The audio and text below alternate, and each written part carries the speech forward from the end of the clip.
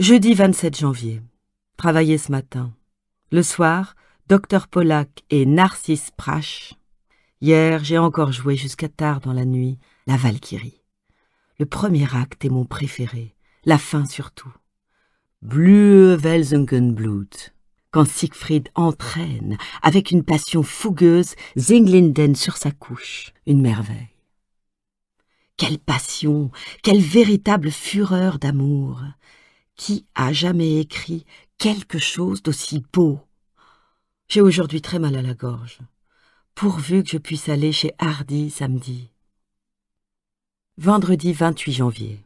Nuit exécrable, impossible de dormir, fièvre et mal à la tête.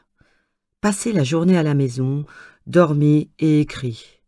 Ma gorge ressemble à ça à l'intérieur, presque toute enflée. Mon Dieu, pourvu que je puisse aller chez Hardy demain. Je voudrais intercaler ici une lettre de Heine à Goethe, mon Goethe. Elle est brève, mais c'est une petite merveille. J'aurais sans raison de faire parvenir à votre Excellence mes poèmes. Je n'en mentionnerai qu'une seule, je vous aime. Je pense que c'est une raison suffisante. Mes rimailleries, je le sais, n'ont que peu de valeur encore. On trouvera seulement ça et là 2 ou 3 choses qui laissent éventuellement augurer de ce que je pourrais donner un jour. Longtemps, je suis restée divisée sur la question de l'essence de la poésie. Les gens me disaient « Demande à Schlegel », lequel me dit à son tour « Lis Goethe », ce que j'ai fait à l'envi. Et si je fais mon chemin, je saurai à qui j'en suis redevable. Je baise la main bénie de votre Excellence qui m'a montré, ainsi qu'à tout le peuple allemand, le chemin vers le royaume des cieux. Et je suis votre très obéissant et très dévoué serviteur, Heinrich Heine. Oh, quelle merveille cette lettre! Fidelio, 9 février 98. Artiste invité, Lili Lehmann. Marceline, Forster, qui a fort bien chanté. Idem pour Greng, Schmetz et Needle. Mais vu son apparition sur scène, Lili Lehmann a été aussitôt le clou du spectacle. Ce chant, dans la première aria, elle a été si poignante qu'elle a dû s'avancer sur le proscenium tant les acclamations étaient frénétiques. Oh, c'était magnifique. Mesdames Marc et Renard peuvent aller modestement se rhabiller à côté d'une telle maîtrise, d'un tel feu, d'un tel génie. Dans le deuxième acte, Gretel et moi, on s'est regardés, et il s'en est fallu de peu qu'on se mette à sangloter.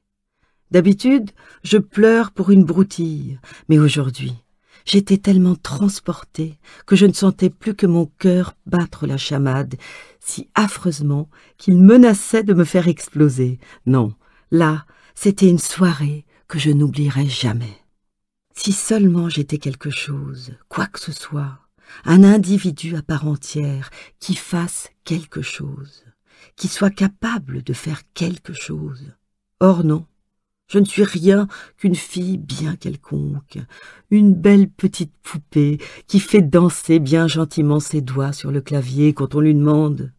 Une fille qui, à des questions despotiques, donne des réponses despotiques, qui aime bien danser, pardi. Une créature comme il en existe tant de millions. Rien ne me fait plus plaisir que quand on m'a dit que je n'étais pas un individu lambda. Quand Klimt, par exemple, m'a dit « Pourquoi faites-vous ceci et cela, vous qui êtes sinon une fille incroyable et rare ?» Et le docteur Schuster qui m'a dit « Je ne sais pas, mais je crois que vous me plaisez, parce que je n'ai encore jamais connu quelqu'un comme vous. Et pourtant, je suis un individu lambda. Je voudrais faire une grande chose, composer un opéra qui soit vraiment bon. Ce qui ne fut sans doute jamais le cas pour une femme. Oui, c'est ça. En un mot, je voudrais être quelque chose, devenir quelque chose. Et c'est impossible. Et pourquoi ça? Ce n'est pas le talent qui me manquait, mais seulement le sérieux, toujours nécessaire dans n'importe quelle quête, dans n'importe quel art. Oh mon Dieu, donne-moi une mission, n'importe laquelle. Donne-moi une grande chose à faire. Donne-moi le bonheur.